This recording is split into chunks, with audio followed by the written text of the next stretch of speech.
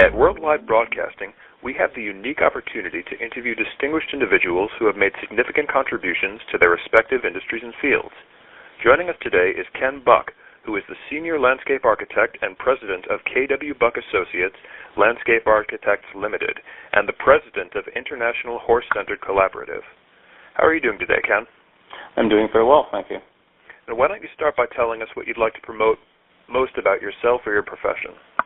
Well, as a landscape architect, I've been practicing landscape architecture, coming up onto about 35 years. Love the profession, have always loved the profession. After all that time, I'm wanting to take a bit of a shift and perhaps being able to assist other landscape architectural practitioners achieve the greatness that they are capable of. So a bit of a shift in the wings, but I'm still practicing landscape architecture and is just as passionate about it as I always have been. So before we delve any deeper into your field, can you tell us a little bit about landscape architecture? Wow. Well, the way I look at landscape architecture, it's sort of the art and the science of creating spaces that people love to use. And I take a very powerful ecological approach to it all. Most of my undergraduate work was in ecology, ecological systems theory, and I apply that wherever I can to the practice of landscape architecture to be very respectful of the land and what the land has to offer, and at the same time creating spaces that people can love and enjoy in perpetuity. In other words, not detracting from the biophysical base that the works are built on. And what kind of spaces do you work with? Gardens, public parks? Yeah, well, I started out with gardens, actually. Very, very difficult form of practice with private gardens. But since then, I have worked a lot on public open space, greenway systems, trail systems, on-road bicycle systems as part of a transportation unit for a particular city. I've done some very large projects there and important projects. I'm also very interested and have done a lot of expert testimony in the field of visual impact assessment. So that's where a project is proposed and we try to determine in advance from a visual perspective what impacts of that project might be to the traveling public and how those impacts, first of all, measuring them, and then determining how those impacts, if there are some, can be mitigated. So some fairly big and important projects in that regard, all of which have required expert testimony, which is where the rubber hits the road. Mm-hmm. So what kind of work do you do? What projects are you typically called upon to implement? Well, where the visual work is concerned, there have been a lot of projects where a building is being built where no building exists at the moment. So trying to understand what that would be like. So those would be, research parks. Another place where I've done a lot of visual work is in the quarrying and mining business, which I know probably sounds like a bit of a dirty word, but it's all part of the process to try to make sure that the materials that are extracted are being done in an ecologically sensitive and visually appropriate way. Mm-hmm. So that plus some university campuses. What else? Just a wide variety of things that landscape architects are traditionally involved with. Another example might be large subdivisions with a specific kind of theme, or ecotourism type projects, or works that require the collaboration between a number of disciplines. Landscape architects, generally speaking, are best when they are leading a project. That's when the skill set of landscape architects is probably the best used, when a landscape architect is leading a variety of other disciplines like architects or engineers or biophysical, environmental consultants and the like, so that we are kind of referred to as the bridge scientists sometimes, being able to take the information that all the other disciplines have to offer and combine it into a solution that is more than each one of those disciplines could do individually. Now, has the profession changed at all in the 35 years you've been a part of it? Yeah, it sure has. I guess the biggest thing is that it is far better known than it was when I graduated 35 years ago. Mm-hmm. That said, it is still not well known at all, particularly in Canada. It's better known in the United States, where it's more of a mainframe of the consulting world, whereas in Canada, I still, believe it or not, I still get questions from people when I explain, what a landscape architect is. The question that I often receive is, what do you do in the wintertime? Sort of assume we put snowplows in the front of our trucks and plow snow. So while that has substantially improved, there's still not enough knowledge as to the benefits that this discipline can bring to projects in terms of a holistic approach to design. Now, you mentioned a shift in your career a little while ago. Can you tell us a little more about that?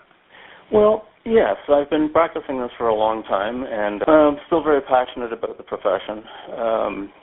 After all the time that I've spent with it, I've realized that in essence, I have been coaching and empowering people for my entire career, either as a business owner or as team leader or as leader of practice units. At one time I was responsible for 200 people across Canada as the practice leader for landscape architecture and planning. And in that capacity, I realized that what I was doing was actually trying to empower my staff or my colleagues to become more than what they currently are, and sort of in the process trying to strengthen and build the profession at the same time. So what I've decided to do is, while I'm still practicing landscape architecture, traditional landscape architecture, I've become, over the last 2 years, an executive/life coach, whereby I can work with members of the landscape architectural community, whether they're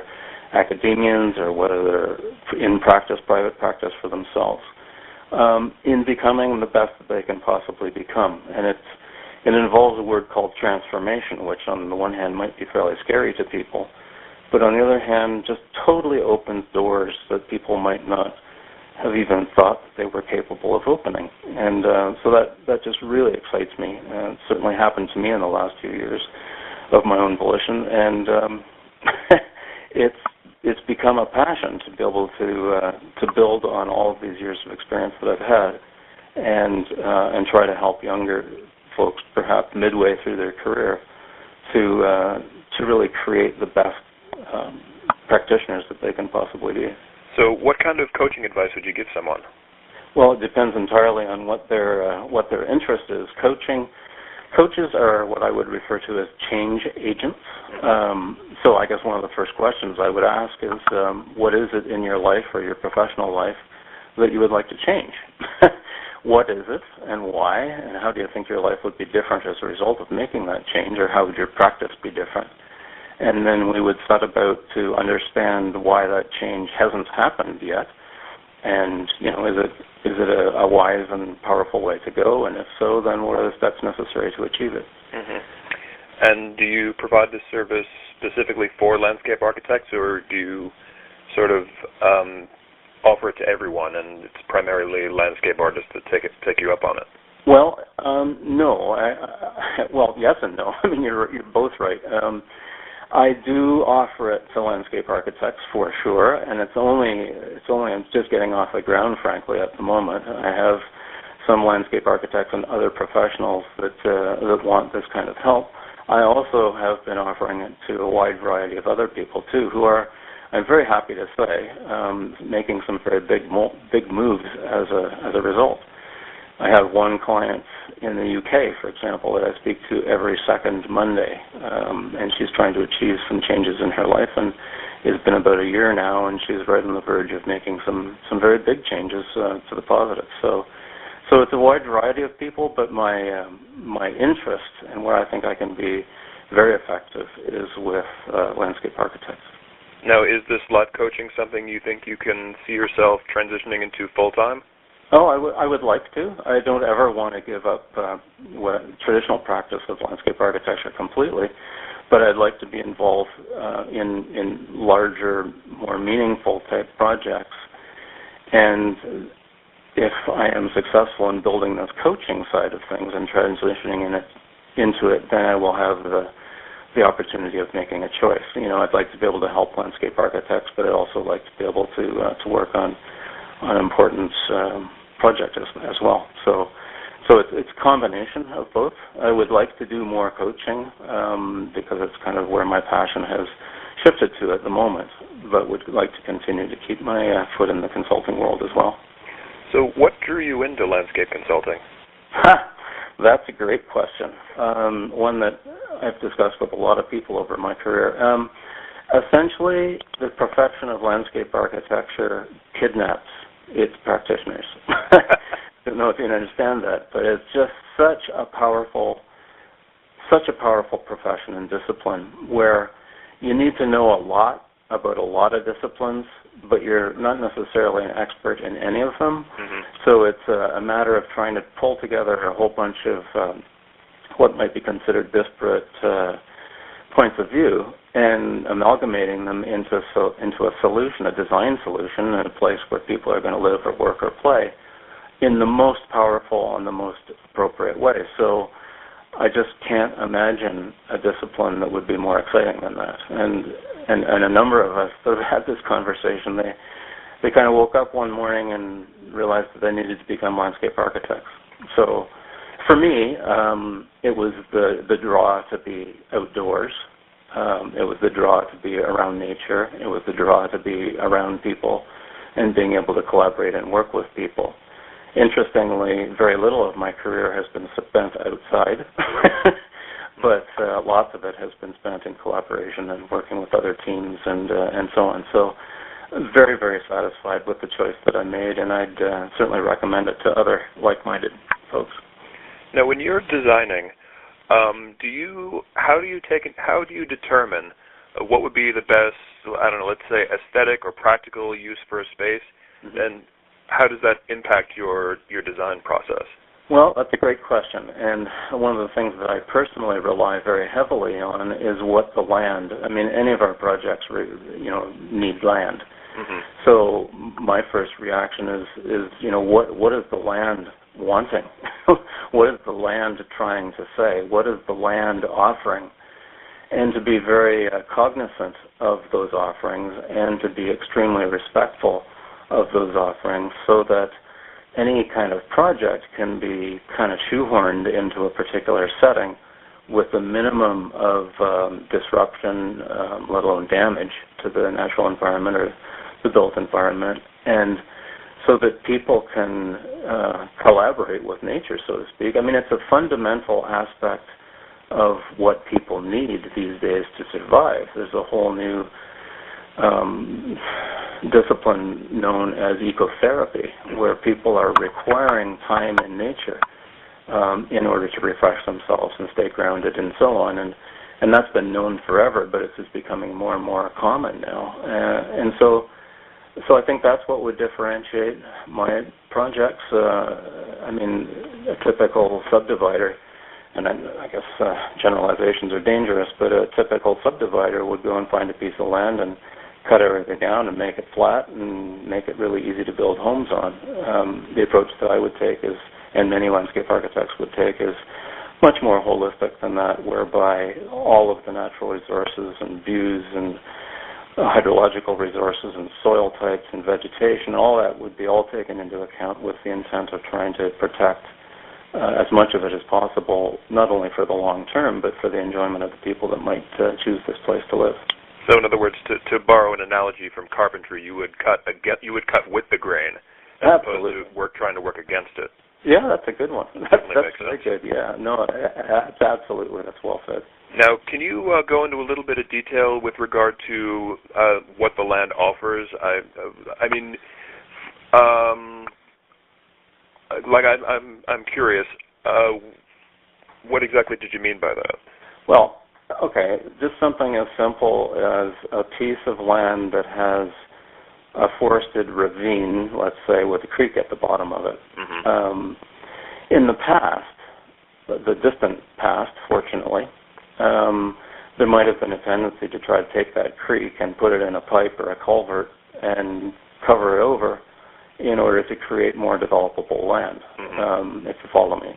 Whereas today, I mean, the ravine, if it's got forest and a creek in it, it probably is habitat for all kinds of creatures, and for the vegetation that grows there, and for the water, which in fact becomes a major feature, actually, of a place to live, to have green space.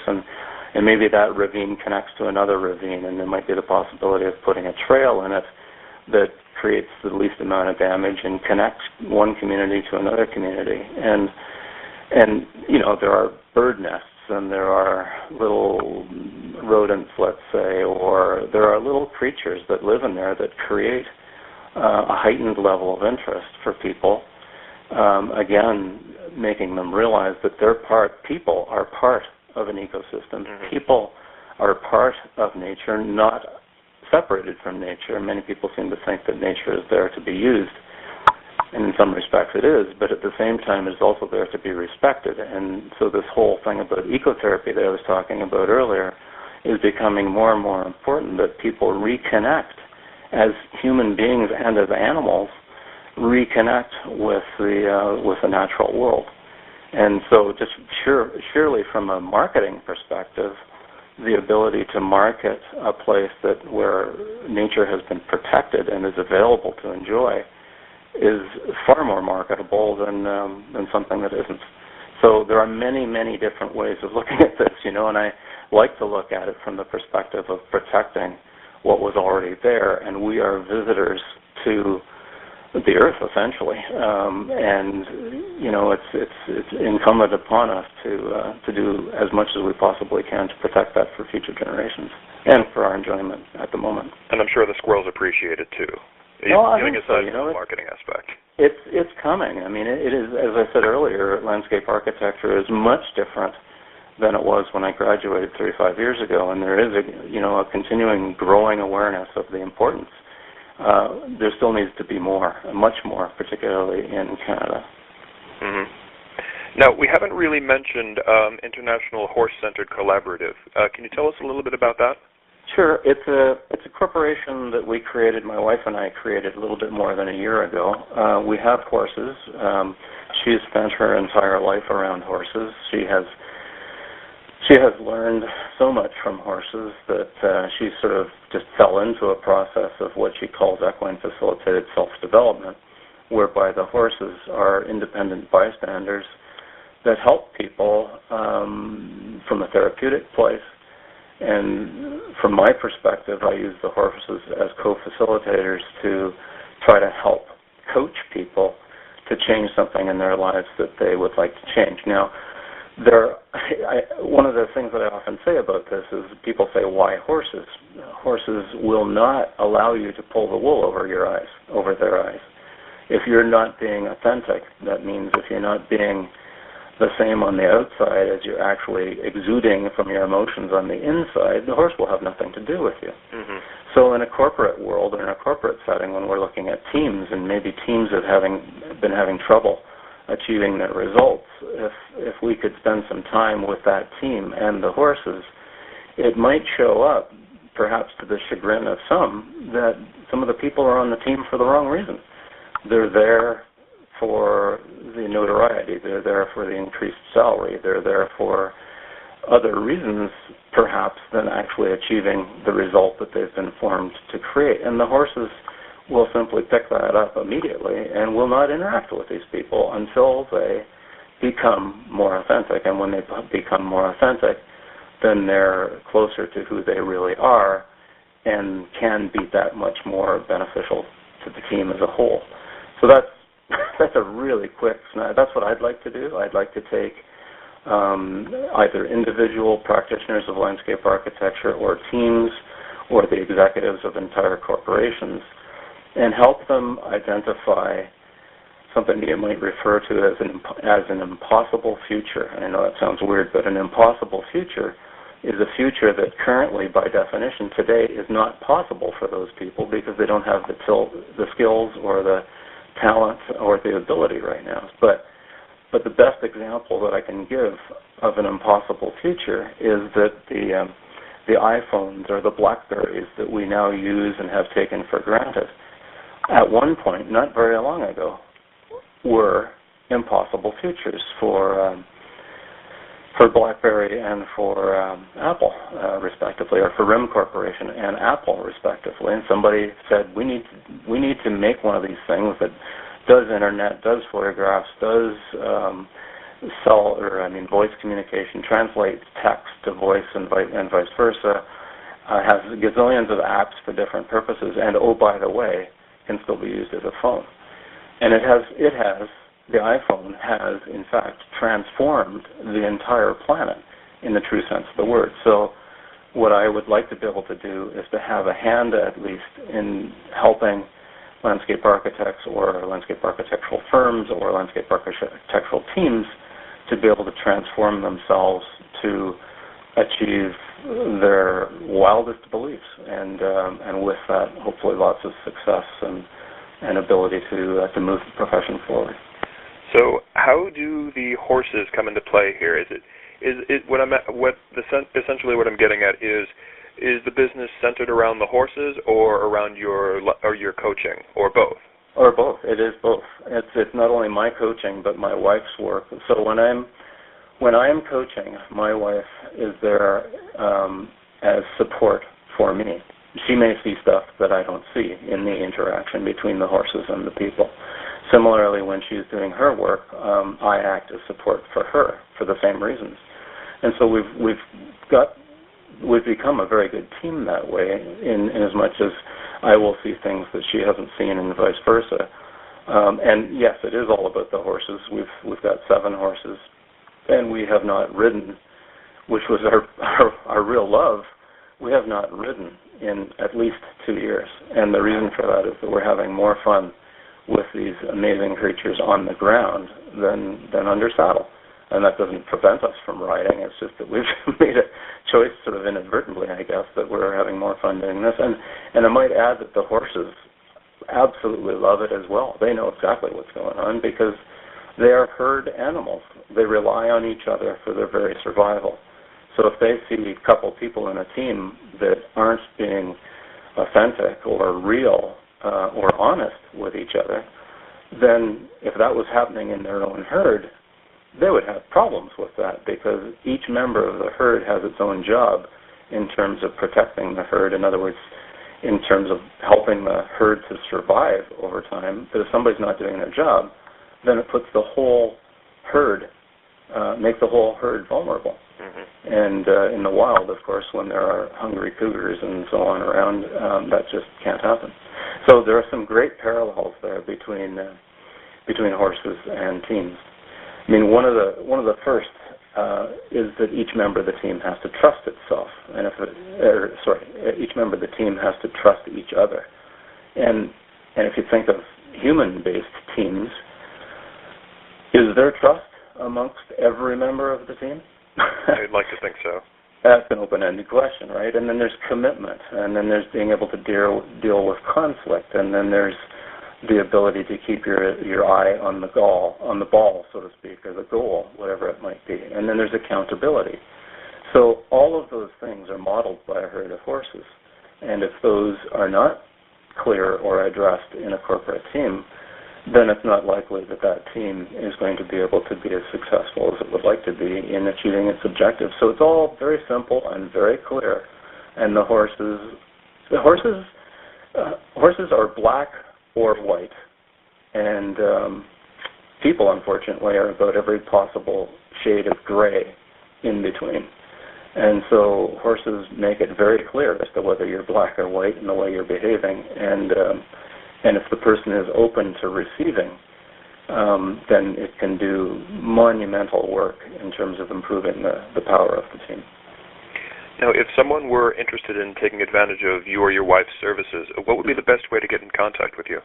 Well, the best would be our website, probably, which is www.HorseCentred.com. And that's spelled capital HORSE, capital CENTRED. And we've chosen that spelling on purpose. which may be an incorrect spelling to some, but which doesn't. So our contact information and so on is there, and there's a description of the coaching that I do. Not so much on landscape architecture, although there is a little bit, but mostly with respect to coaching and mostly with respect to her work and some co-facilitators that we have as part of our group. We're located in Armstrong, British Columbia, but just last week we were in Ontario doing work with some clinics and workshops there for some people that were interested in experimenting with this. So we can move around too. And again, this is open to landscape architects or any profession? Anybody. I'm just and maybe that I'll be proven wrong, but I just have the sense that because I've been through the trials and tribulations that most landscape architects deal with over the course of a lifetime or a career. And see, that's the other thing about this is that, if you haven't had those difficult experiences or those difficult conversations, you're not necessarily in a position to know what might be the best way of dealing with it. And sadly, or fortunately, depending on how you look at it, it's been a struggle in many ways. And so to be able to draw on those struggles for anybody, whether they're landscape architects or quote-unquote the general public, is very valuable. So I would like to focus on landscape architects, but at the same time, I'm certainly not going to turn away someone who is very interested in improving themselves because this is powerful work. And if anything else, I'm sure the horses don't care. Well, the horses care whether they can get along with you or not. But they prefer landscape engineer. Landscape architect. No, I can't say that. I can't say that. But they certainly enjoy their work. There's no doubt about it. They just love it. Is there anything else that you wanted to talk about today? Because I feel like we've covered a lot. I think so too. I mean, yes, there's always lots more, but this is a great introduction, I think. Thank you. And the thing about this work, the last thing that I might say, I guess, is that in words, it's kind of hard to understand, and there might be lots of skeptics out there and head scratchers and so on. And I have to admit that I was a skeptic at the very beginning, about 10 years ago. But the best way to understand is to experience it. And we've hardly had, in fact, I can't remember a single person that has left a session going, this is a bunch of nonsense. It's usually the opposite. It's, oh my God, this is amazing. Where's this been all my life? So I would urge people, either with us or with others, to experience it as a way of helping themselves move on. Thank you, Kenneth, for sharing your experiences with us. We know you're a very busy man, and we appreciate you for taking the time to speak to our listeners. I want to thank everyone for tuning into the Worldwide Broadcasting Station on Live 365. We look forward to providing you with additional engaging interviews with professionals around the country and abroad.